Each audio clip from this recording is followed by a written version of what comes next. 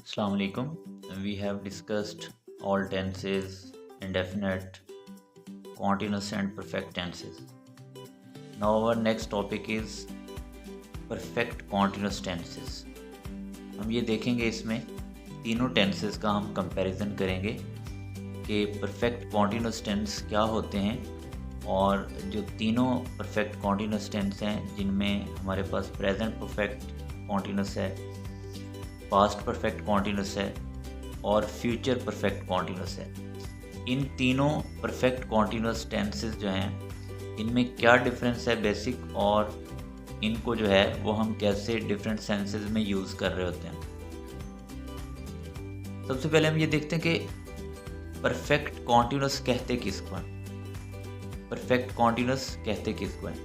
Perfect continuous ऐसा tense होता है जिसके अंदर कोई काम पास्ट में स्टार्ट हुआ था, यानी यहाँ पे कोई काम जो है वो स्टार्ट हुआ है, यहाँ पे वो रिपोर्ट हो रहा है, उसका एक हिस्सा जो है वो कंप्लीट हो गया। ठीक है, यानी यहाँ पे काम स्टार्ट हुआ है, आगाज़ हुआ उसका, यहाँ तक काम ये चलता हुआ पहुँच गया और अभी तक आगे जो है ये जारी है। ठीक है, मतलब अगर मैं कहता हूँ कि मैं सुबह से खेल रहा हूँ तो इसका मतलब है कि ये काम सुबह स्टार्ट हुआ था, पास्ट में किसी टाइम पे ये काम जारी हुआ, अब ये रिपोर्ट हो रहा है, यानी सुबह से शुरू हुआ, अब ये रिपोर्ट हो रहा है और इसके बाद मज़ीद इसने कंटिन्यू रहना है। ठीक है, इसको हम कहते हैं कि परफेक्ट कॉन्टिन्यूस टेंस, कि एक पार्ट उसका कंप्लीट हुआ है और बाद में वो मिड में आके वो रिपोर्ट हुआ है और स्टिल उसने कंटिन्यू रहना है, आगे उसने जाना है। ओके, तो परफेक्ट क्या मतलब है कि इसका एक हिस्सा कंप्लीट हो चुका है और आगे क्या है, कॉन्टिन्यूस है। यानी परफेक्ट कॉन्टिन्यूस हम इसको कहते हैं कि a part of the action has been completed and it is still going on. ये अभी तक जो है ये एक्शन अभी तक आगे जारी है। अच्छा, अब हम देखते हैं कि प्रेजेंट परफेक्ट कॉन्टिन्यूस क्या होता है। प्रेजेंट परफेक्ट कॉन्टिन्यूस के जो हेल्पिंग वर्ब हैं वो क्या हैं, हैज़ बीन और हैव बीन, ये दो इसके हेल्पिंग वर्ब हैं। और वर्ब की कौन सी फॉर्म यूज़ होनी है, इसकी ING form of verb, I mean के फोर्थ फॉर्म ऑफ वर्ब जो है वो यूज़ होनी है। तो तीनों हमारे जो परफेक्ट कॉन्टिन्यूस टेंस हैं, तीनों के अगर अंदर हम वर्ब देखें तो वर्ब हमारा जो है वो आईएनजी फॉर्म ऑफ वर्ब ही यूज़ होनी। ठीक है, इसमें जो डिफरेंस है वो सिर्फ हेल्पिंग वर्ब का है कि अगर प्रेजेंट होगा तो हैज़ और हैव बीन आएगा, अगर पास्ट होगा तो हैड बीन आएगा, यानी पास्ट जो है वो हैज़ हैव का पास्ट क्या होता है, हैड होता है। तो जो फ्यूचर है वो क्या आएगा, विल हैव बीन और शैल हैव बीन, यानी has been have been present perfect continuous में, had been past perfect continuous में और विल हैव बीन या शैल हैव बीन ये फ्यूचर परफेक्ट कॉन्टिन्यूस में। बाकी जो फॉर्म ऑफ वर्ब है वो तीनों के अंदर एक ही फॉर्म ऑफ वर्ब लगनी है और वो है continuous form of verb, progressing जिसको हम बोलते हैं, आईएनजी फॉर्म ऑफ वर्ब, उसको हम जो है वो यूज़ करते हैं। अच्छा, अब इसके बाद हम देखते हैं कि एग्जांपल्स की तरफ हम आते हैं कि अगर ये प्रेजेंट परफेक्ट कॉन्टिन्यूस में होगा तो हम इसको यूँ कहेंगे उर्दू में, हम सुबह से क्रिकेट खेल रहे हैं जो है ये प्रेजेंट को शो कर रहा है, खेल रहे ये किसको शो कर रहा है, एक्शन को शो कर रहा है, और सुबह से ये परफेक्ट को शो कर रहा है कि सुबह से ये काम जारी हुआ है, अब तक उसका एक हिस्सा कंप्लीट हो चुका है और आगे अभी जारी है।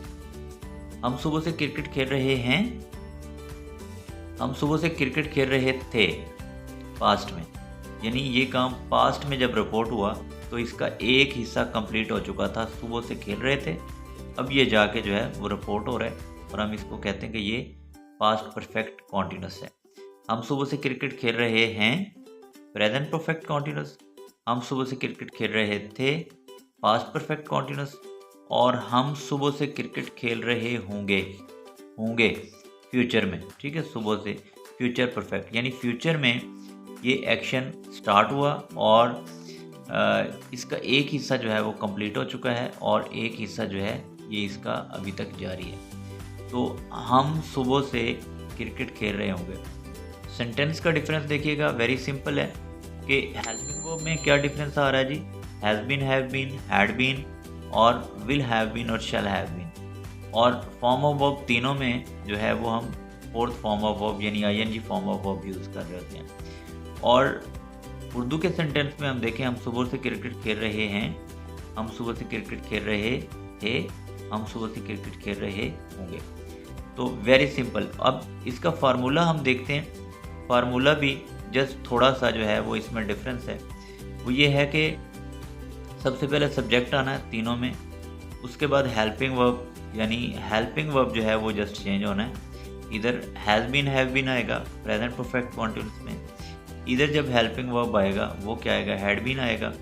बाकी वही है subject verb object, subject verb object, और आगे फिर जो है वो सिंस और फॉर आना है, सिंस और फॉर, यानी सिंस और फॉर, और इसके बाद फिर टाइम आना है आगे, इसके बाद जो है वो टाइम आना है। इधर भी फिर इसके बाद जो है सिंस और फॉर के बाद टाइम आना है, और इधर भी सिंस और फॉर के बाद क्या आना है, टाइम आना है। यानी इसका जो है वो सिंस और फॉर के बाद हम टाइम यूज़ कर रहे होते हैं, जिससे हमें पता चलता है कि ये परफेक्ट कॉन्टिन्यूस टेंस है।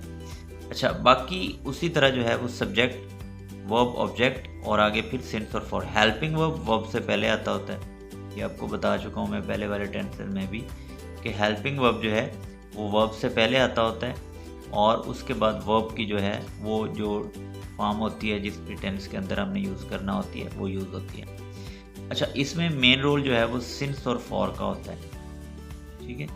सिंस और फॉर जो है वो मेन रोल प्ले कर रहे होते हैं, क्योंकि हमने एक टाइम मेंशन करना होता है कि ये 2 घंटे से काम हो रहा है, 10 दिनों से हो रहा है, ये पिछले साल से हो रहा है, ये कोई 6 महीनों से हो रहा है, ये 2 घंटे से हो रहा है, ये सुबह से हो रहा है। इस तरह का काम जो है, इस तरह के सेंटेंसेस हमने इसमें जो है वो लिखने होते हैं। तो हम इसको जब ट्रांसलेट करते हैं हम क्या कहते हैं कि सबसे पहले सब्जेक्ट है we have been playing, we have been playing cricket, हम क्रिकेट खेल रहे हैं, we have been playing cricket, हम क्रिकेट खेल रहे हैं सिंस मॉर्निंग, सुबह से।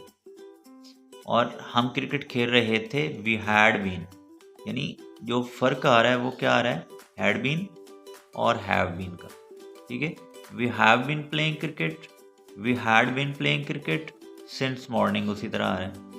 और फ्यूचर में क्या होगा, we shall have been playing, यानी यहाँ पे क्या आएगा, शैल हैव और बीन, शैल हैव बीन, ये इसका हेल्पिंग वर्ब आएगा। बाकी फॉर्म ऑफ वर्ब जो है जैसे ऊपर मैंने लिखा है कि तीनों में एक ही फॉर्म ऑफ वर्ब जो है वो यूज़ होना है। We have been playing cricket since morning, we had been playing cricket since morning, we shall have been playing cricket since morning, ठीक है। तो इसमें जो हम ऊपर फार्मूले में भी देख चुके हैं, बाकी में भी, कि जो मेन डिफरेंस आ रहा है वो किस में आ रहा है, हेल्पिंग वर्ब में आ रहा है, ठीक है। हैव बीन, हैड बीन और शैल हैव बीन। बाकी जो है आईएनजी फॉर्म ऑफ वर्ब वो तीनों के अंदर जो है वो यूज़ हो रही है, आईएनजी फॉर्म ऑफ वर्ब, और सिंस मॉर्निंग भी उसी तरह यूज़ हो रहा है। अच्छा, अगर हम इसका नेगेटिव बनाना चाहें तो नेगेटिव कैसे बनेगा, नेगेटिव बनाने के लिए हमने हेल्पिंग वर्ब के बाद नॉट ऐड करना होता है। तो हेल्पिंग वर्ब क्या है, यानी यहाँ पे जो हम नॉट ऐड करेंगे उसको हम हैव नॉट के बाद नहीं करेंगे, बल्कि उसको हम क्या करेंगे, जस्ट हैव के बाद ऐड करेंगे। ये देखिए, हैव के बाद नॉट हमने ऐड करना। We have not been, we have been not नहीं आएगा, वी हैव बीन नॉट नहीं आएगा। हैव के बाद हमने helping verb form, helping verb के फ़ौरन बाद जो है हैव के बाद हमने नॉट लगा देना है। We have not been playing cricket since morning, और इधर जो है वो हैड के बाद हमने फ़ौरन से ये हैड के फ़ौरन बाद से हमने क्या कर देना है, यहाँ पे नॉट लगा देना है। We have not been playing cricket since morning, ठीक है। प्लेइंग उसी तरह आएगा, बाकी सारा सेंटेंस उसी तरह आना है, नॉट हमने ऐड करना है। We have not been playing, और क्या आएगा, we had not been playing, had के बाद नॉट आएगा, और इधर जो नॉट आएगा वो शेल के बाद आएगा। इधर जो नॉट आएगा वो किसके बाद आएगा, वो शेल के बाद आएगा। तो क्या बना, we shall not have been playing cricket. Since morning. देखिएगा जिस तरह ये था वी हैव बीन प्लेइंग, इसी तरह है we have not been playing, we had been playing, we had not been playing, we shall have been playing, we shall not have been playing. Interrogative की तरफ आते हैं तो इंटेरोगेटिव में क्या है, ये वाला जो हेल्पिंग वर्ब है इसको हमने स्टार्ट में लेके आना होता है। बताया था कि जब हमने इंटेरोगेटिव बनाना होता है, इंटेरोगेटिव में हम क्या करते हैं कि जो हेल्पिंग वर्ब होता है उसको हम मेन हेल्पिंग वर्ब उसको हम स्टार्ट में लेके आते होते हैं। तो अब ये क्या बनेगा, हैज़ हैव को हम स्टार्ट में ले आएंगे तो ये क्या बनेगा, have we been playing cricket since morning, have we been playing cricket since morning. इधर क्या बनेगा, हैड स्टार्ट में आ जाएगा हेल्पिंग वर्ब को उठा के, जिसके बाद हमने नॉट लगाया था, had we not been playing cricket since morning. और इधर शेल स्टार्ट में आएगा तो ये क्या बनेगा, shall we not have been playing cricket since morning. और डबल इंटेरोगेटिव आएगा तो फिर क्या होगा, उसी तरह वाई जो है या व्हेन वेयर जो भी है ये हम स्टार्ट में ले आएंगे, बाकी सेंटेंस उसी तरह रहेगा। Why have been we playing cricket since morning? Why had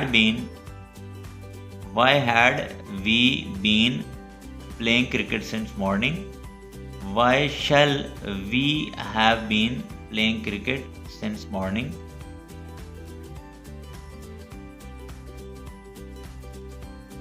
okay, next है कि अगर हम इसका नॉट लगाना तो वो हम क्या लगाएंगे, वो हम सब्जेक्ट के बाद ये नॉट जो है वो उसी तरह लगाएंगे। जैसे वी हैव नॉट बीन था, हैव स्टार्ट में आया तो ये क्या है, हैव वी नॉट बीन। इसी तरह है why have we not been playing cricket, ये क्या आएगा, यहाँ पे भी वाई हैड वी के बाद जो है वो नॉट आएगा।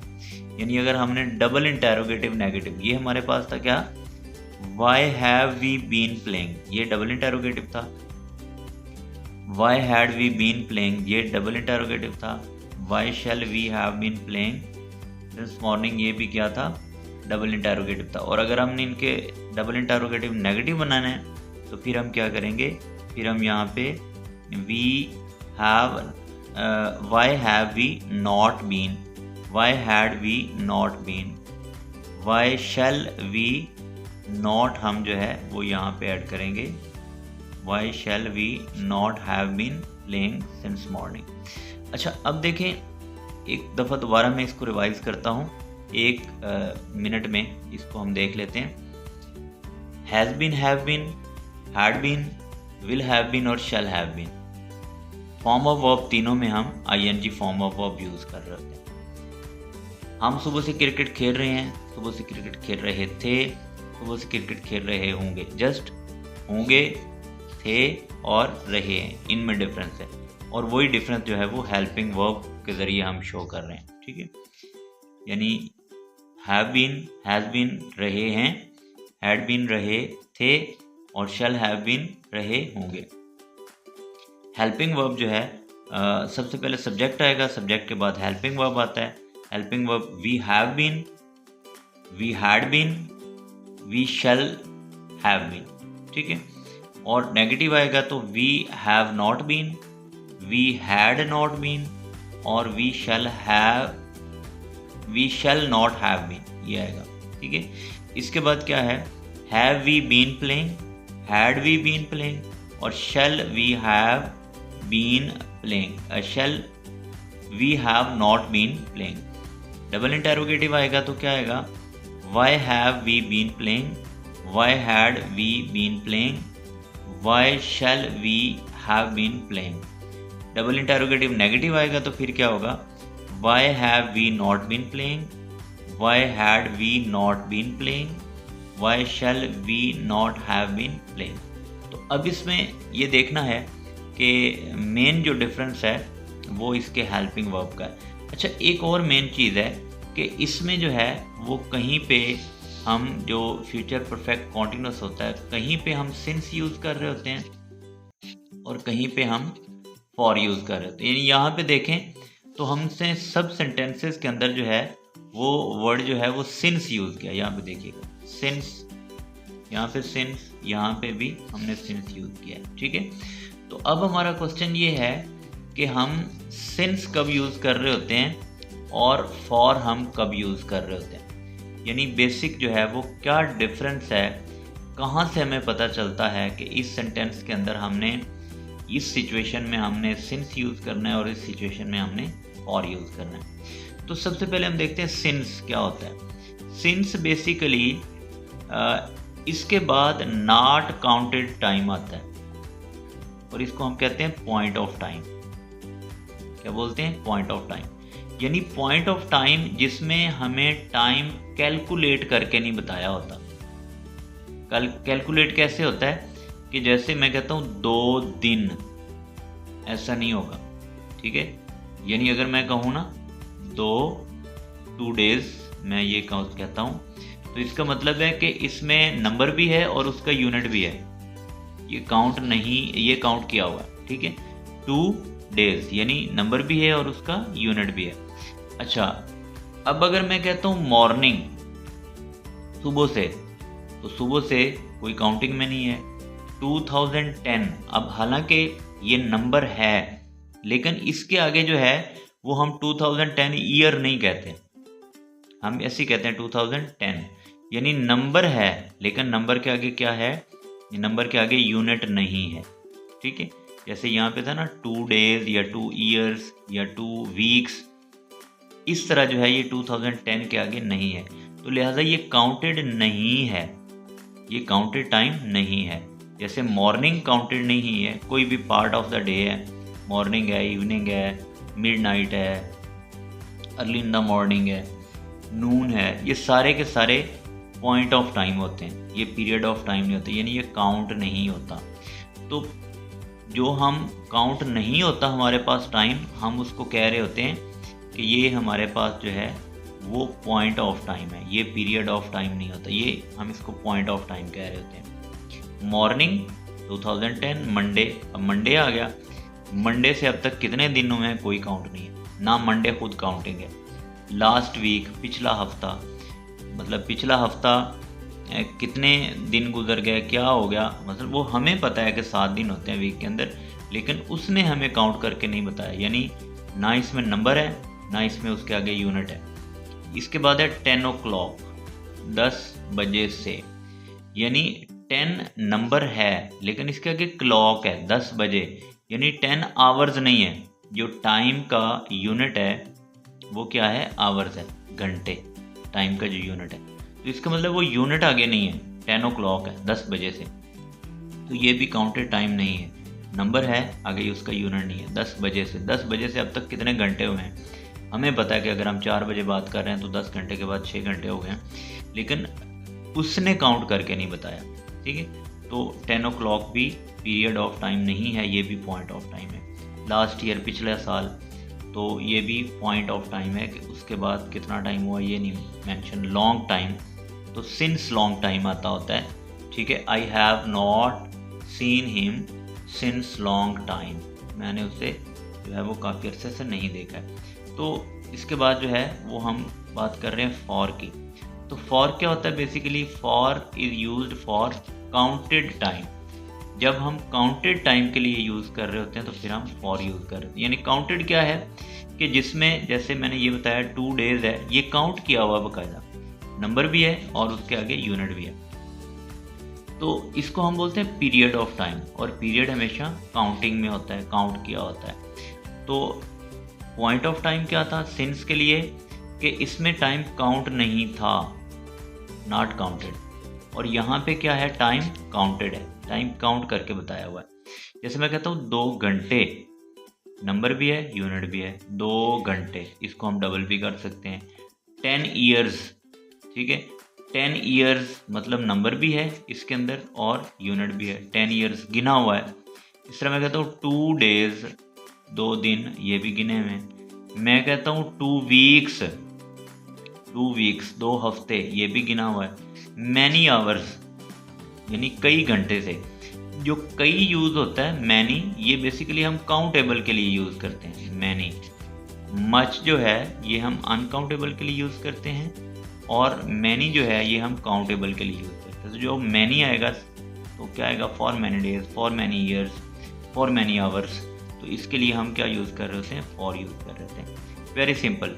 जब आपके पास टाइम काउंटेड नहीं है तो आप उसको क्या यूज़ करते हैं, उसके लिए सिंस यूज़ कर रहे होते हैं। और जब आपके पास काउंटेड टाइम है, इसको हम बोलते हैं पीरियड ऑफ टाइम, ठीक है, तो उसके साथ हम फॉर यूज़ कर रहे होते हैं। होप आपको ये पसंद आई होगी वीडियो, और अगर आपका कोई क्वेश्चन है तो आप इनबॉक्स करें।